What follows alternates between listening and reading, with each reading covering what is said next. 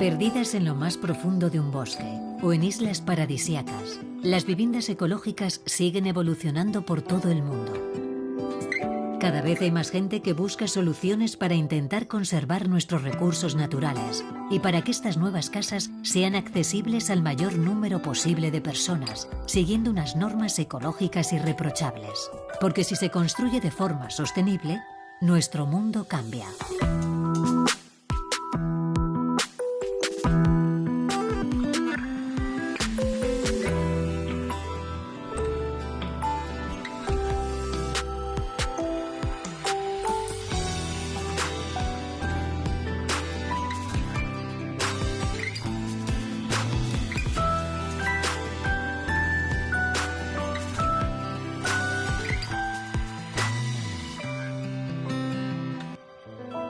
Construcciones ecológicas, el Faro del Oeste.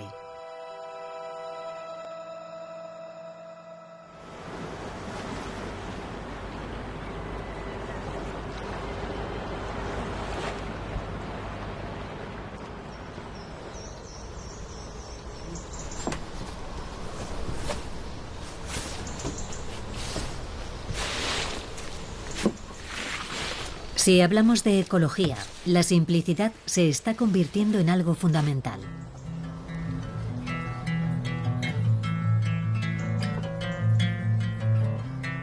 Para algunos, construir de forma ecológica significa hacer casas más eficientes que son auténticos templos tecnológicos.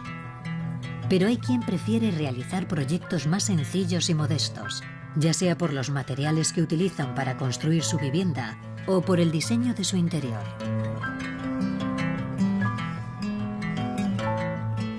Hay personas que se preguntan qué es lo que de verdad necesitan para vivir e intentan abandonar algunas de las comodidades a las que están acostumbradas. En una época en la que las restricciones financieras obligan a muchas familias a hacer sacrificios, esta forma de pensar cada vez está más extendida.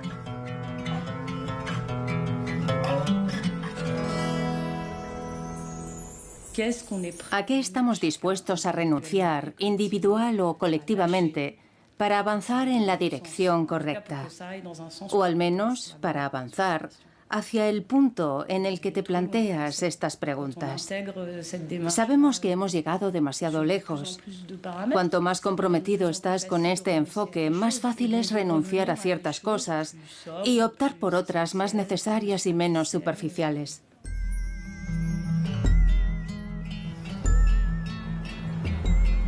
Pero, ¿podemos cambiar nuestro estilo de vida sin sacrificar nuestro bienestar? ¿Cómo renunciar a algunas comodidades conservando solo lo necesario? ¿Es posible simplificar nuestra vida para que tenga más sentido? Durante mucho tiempo, la familia Arlé se planteó estas preguntas y finalmente, hace unos años, decidieron construir su propia casa en Crac, una localidad de la Bretaña. Está a varios kilómetros del Golfo de Morbihan, en una zona muy conservadora, y por tanto tuvieron que luchar para que aceptaran este proyecto atípico, ya que no incluía un tejado de pizarra ni muros de piedra, sino materiales tan simples como madera y placas de metal. Martín, diseñador ambiental, se inspiró en su experiencia profesional y en sus propias convicciones para simplificar la construcción de la casa, tanto por dentro como por fuera, para adaptarla al estilo de vida de su familia.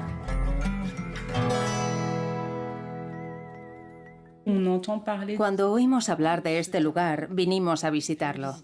El vínculo fue instantáneo, porque este es un sitio muy especial. De repente nos dimos cuenta de que si nos instalábamos aquí, no podríamos excavar. Tendría que ser algo reversible por si un día decidíamos marcharnos. Para Martín era muy importante causar el menor impacto posible en el terreno. Debido a su inclinación y a la humedad que hay en este lugar, se puso en contacto con el arquitecto Alexandre Fabé y juntos buscaron la solución más sencilla. Era imprescindible que la estructura estuviera separada del suelo porque estamos en una pradera húmeda. No queríamos empezar luchando contra los elementos, sino adaptarnos a ellos. Lo que hicimos fue colocar la estructura sobre unos pilotes para que el agua circulara por debajo. No es una casa con una estructura de madera, sino un tipo de vivienda que se conoce como autoportante. Es un armazón que se sujeta solo. A su alrededor pusimos las paredes que hicimos con marcos de madera. Su única función es envolver la estructura, pero no sirven para soportar ningún peso, solo para aislar la vivienda. La estructura, los marcos de madera para las paredes y las cimbras se fabricaron en un taller y llegaron aquí en un camión grúa. La casa se montó sobre el terreno. Para hacer esta vivienda usamos materiales pobres, como tablas de madera y planchas onduladas y galvanizadas que tratamos con mucho cuidado. Y si tratas con cariño a estos materiales, el resultado es precioso. Después de 5 años, la chapa tiene una especie de pátina y la madera se ha oscurecido por el efecto del sol, pero sigue siendo bonita. Los materiales son de la zona, lo cual provoca un impacto ecológico positivo. La madera de abeto de Douglas no es de la Bretaña, viene de los bosques de Morvan o de Limousin. La chapa sí se ha perfilado en la Bretaña. Yo creo que es estupendo que la gente construya casas de madera en lugar de las típicas casas tradicionales de piedra y que usen materiales de la región. Luego, a partir de la estructura principal, surgió todo lo demás. Hicimos un plano del diseño interior y a continuación establecimos las separaciones. Ese fue un trabajo bastante minucioso que hicimos con Martín, porque había que decidir la distribución, el mobiliario y todos los detalles que habría en el interior. Unos materiales sencillos y un método de construcción simple que permitieron reducir los costes. Martín aplicó esos mismos principios al interior de la vivienda. No queríamos apilar unas capas sobre otras, así que optamos por usar madera de álamo, un material que tiene un bajo impacto medioambiental, o al menos eso creemos. Es una madera prácticamente orgánica, no es cara y puede encontrarse en la región. No tenía que venir de la otra punta del mundo. Solo la hemos usado en las superficies en las que realmente era necesaria. Para el resto empleamos materias primas, sin revestimiento alguno. Con los muebles hemos hecho lo mismo. La idea era limitar el transporte y modificar los materiales lo menos posible. No aplicar pintura ni barniz, ir a lo básico. Eso significa que hay que tener más cuidado y que necesitará cierto mantenimiento. La calefacción es una comodidad en la que Martín no ha querido escatimar. Una bomba de calor alimenta el sistema de calefacción del suelo y además hay una estufa de leña tradicional.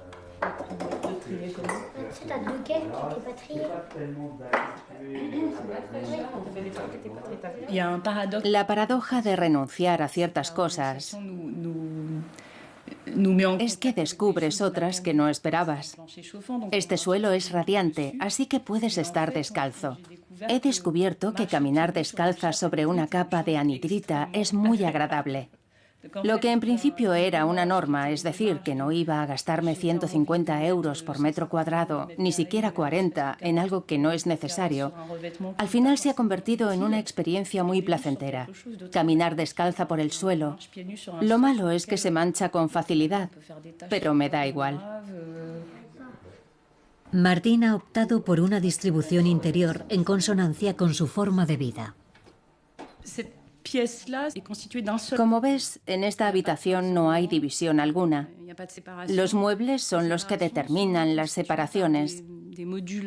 Los armarios móviles permiten modificar la configuración del espacio en función de la época del año o de lo que nos apetezca en ese momento.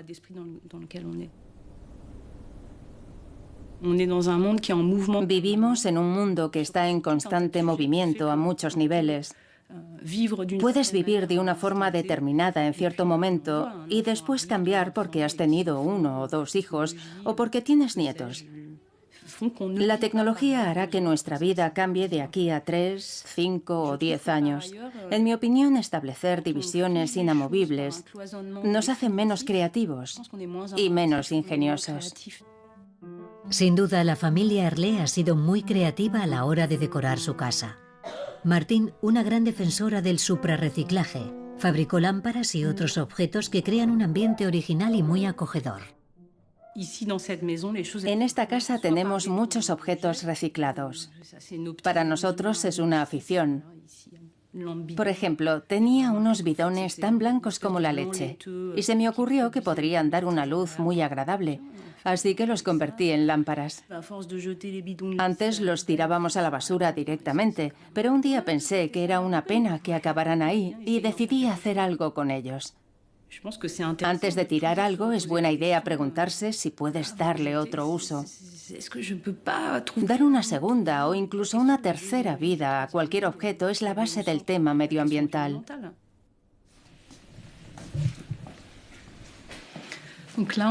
Esta es la cocina. La mayor parte de lo que hay aquí son objetos suprarreciclados. El fregadero es un cubo para mezclar cemento que encontré en la tienda de un proveedor. Los escurridores también, pero más pequeños. En el techo hemos puesto una rejilla para colgar los utensilios que usamos a diario. Esa rejilla era un soporte industrial para cables. Todo está reciclado. La cocina está organizada para facilitar el trabajo, sobre todo a la hora de clasificar los desechos, algo muy importante. Esto no se suele tener en cuenta a la hora de distribuir el espacio de una cocina. Creo que la mayoría de la gente no tiene claro cómo clasificar los residuos. Utilizan recipientes muy pequeños que tienen que vaciar constantemente. Nosotros hemos sido más generosos. En la planta de arriba, la distribución no se ha dejado al azar. También optaron por materiales sencillos y objetos reciclados. En el cuarto de baño, la ducha es un antiguo bebedero para animales y los lavabos son cubos de mezcla. La gestión del agua es un factor fundamental. La vivienda no está conectada a la red pública de agua potable, ni dispone de alcantarillado. Esto supuso un gran reto y obligó a aplicar métodos ecológicos a las instalaciones sanitarias. La casa funciona con un sistema de recuperación de agua. Tenemos un tanque de 5.000 litros. Es mucha cantidad, pero para una familia a veces se queda corta. Por ejemplo, en verano, cuando no llueve, utilizamos el agua de forma distinta. El hecho de no estar conectados a la red pública hace que valores mucho más el agua. Por ejemplo, los niños están acostumbrados a vivir así desde hace mucho. La arquitectura de la casa contribuye a recuperar el agua.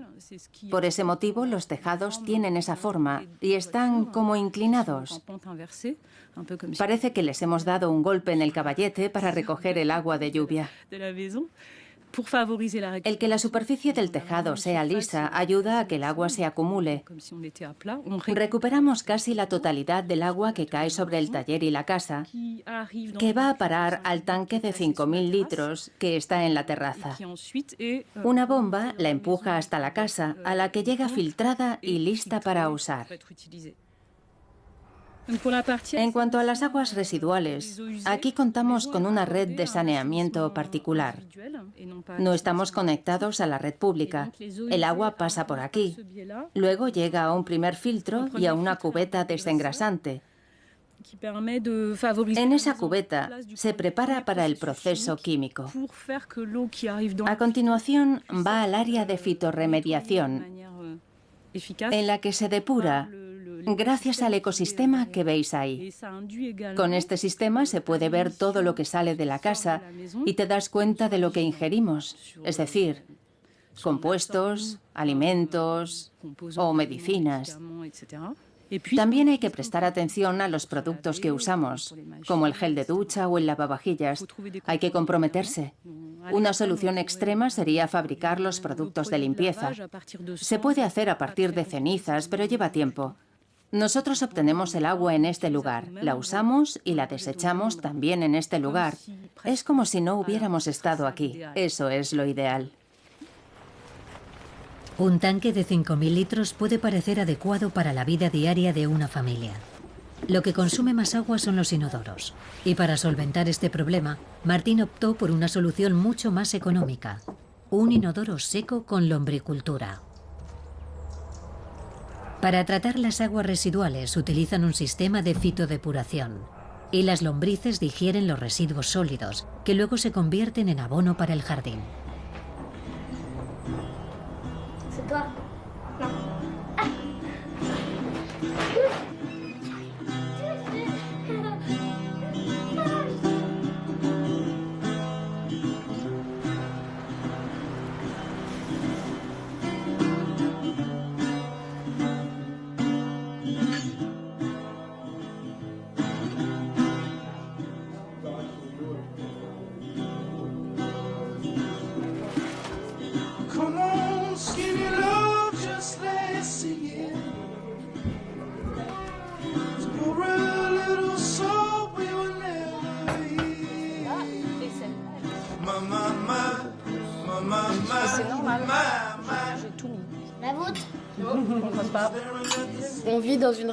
Vivimos en una región bastante conservadora. La mayoría de las casas son de piedra. Hay algunas de madera, pero aún así funcionan de una forma convencional. Martín quería construir una casa ecológica. La gente no sabe cómo son este tipo de viviendas. Todo les suena a chino. Les sorprende el baño, pero es como tiene que ser. Es una filosofía de vida. Personas como ella, con esta casa y sus principios, ayudan a entender que se trata de algo muy sencillo. Quienes vienen a visitar a Martín se dan cuenta de que aquí todo es más fácil que en sus casas.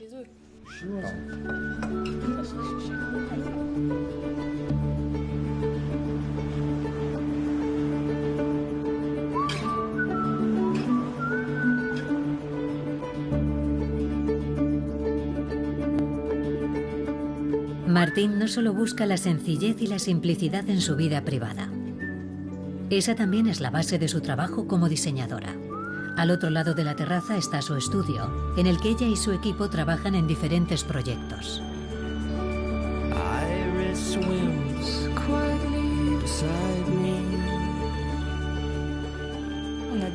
Nuestros proyectos se centran en el campo del diseño ambiental. Trabajamos en edificios públicos y nos encargamos de todo lo que concierne a la estética del inmueble, como el color, los materiales o la señalización. En definitiva, todo lo que tiene que ver con el universo sensorial en relación con el uso diario y las necesidades de las personas que lo vayan a habitar. Por ejemplo, en este momento, muchos centros educativos están haciendo trabajos de rehabilitación. Algunos llevan 10 años con las obras, pero hay ocasiones en las que nos encontramos con construcciones de hace 20, 30 o 40 años que han envejecido muy bien y además ya cuentan con algún tipo de enfoque medioambiental. A veces los promotores nos piden que desmontemos ciertas cosas que funcionan perfectamente para reemplazarlas por otras que tendrán un impacto muy negativo en el medio ambiente. Hoy en día, cuando visitamos algunos de estos centros, vemos que todo el mobiliario está hecho de madera contrachapada. Esto no es un invento nuevo. Puede que estén un poco deteriorados, pero a veces funcionan perfectamente. Y si no, lo que hacemos es retirar los muebles que ya no sirven para nada. Así que los sustituimos por otros que son magníficos, entre comillas. El resultado es estupendo.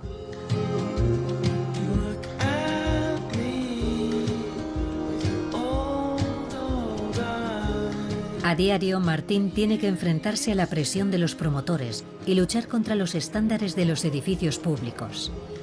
Para entender mejor su enfoque, vamos a conocer uno de sus proyectos actuales.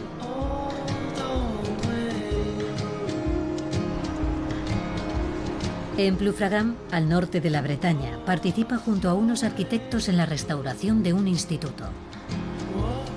Su misión consiste en diseñar muebles como mesas, escritorios o espacios de almacenamiento. También se encarga de la señalización y de la acústica de las aulas.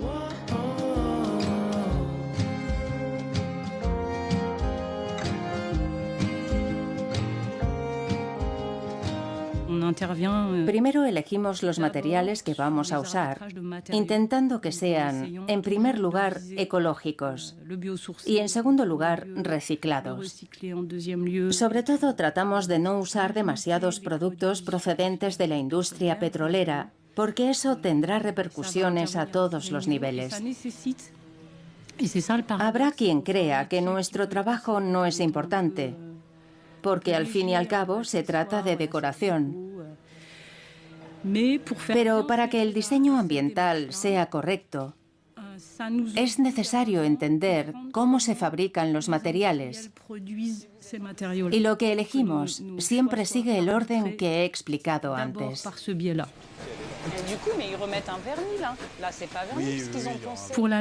Para el revestimiento acústico del atrium, hemos escogido un contrachapado de pino.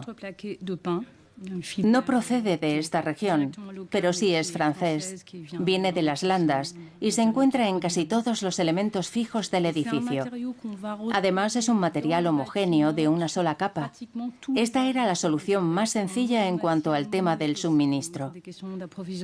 Evidentemente, su transporte sí tiene una repercusión en el medio ambiente, pero es mínima. Usar materiales ecológicos hace que seas más respetuoso con tu trabajo y contigo mismo. Creo que la gente que trabaja aquí está contenta porque es distinto a lo que suelen hacer y tienen que hacer un esfuerzo extra. De hecho, todos lo hacemos. Este es un trabajo de equipo y todos somos responsables del resultado.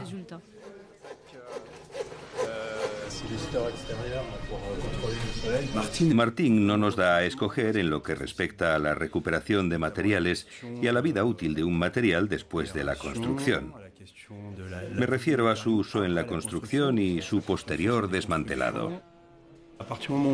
Desde el momento en que esa filosofía se convirtió en la base de nuestro trabajo, nuestra tarea ha consistido en buscar fabricantes que pongan en práctica todos esos principios de reutilización y de reciclaje. Para el sistema de fontanería, vamos a unir las tuberías con cobre en vez de usar aleaciones complejas de aluminio y PVC. Las tuberías multicapa son estupendas, pero provocan graves daños en el medio ambiente. En un momento dado nos preguntamos cómo se iban a desmontar los tres materiales que forman este tipo de tuberías para reciclarlos dentro de 20 años. Económicamente es un proceso muy costoso, así que no se reutilizarán.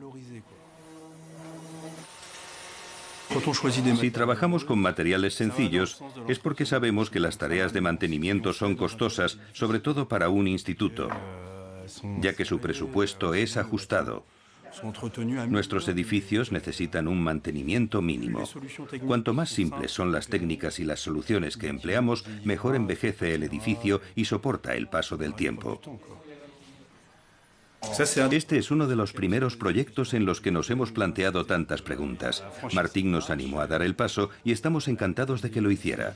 De hecho, ha servido para mejorar nuestro trabajo. Sus ideas son muy interesantes.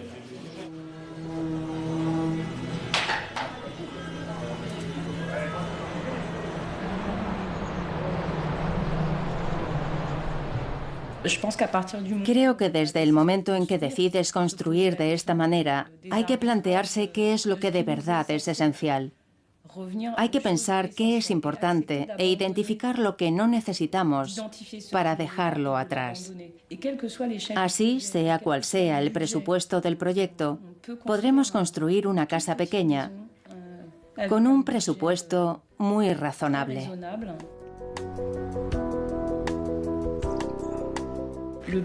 El balance de los últimos 5 años que he pasado en esta casa es positivo. se adapta perfectamente a mi estilo de vida y al de mi familia. Me obliga a esforzarme en ciertos aspectos y me recuerda que es necesario cuidar y vivir en armonía en el ecosistema en el que vivo y en el que estaré siempre. Yo creo que todo el mundo debería reflexionar acerca de sus necesidades personales y preguntarse cuáles son básicas y cuáles no.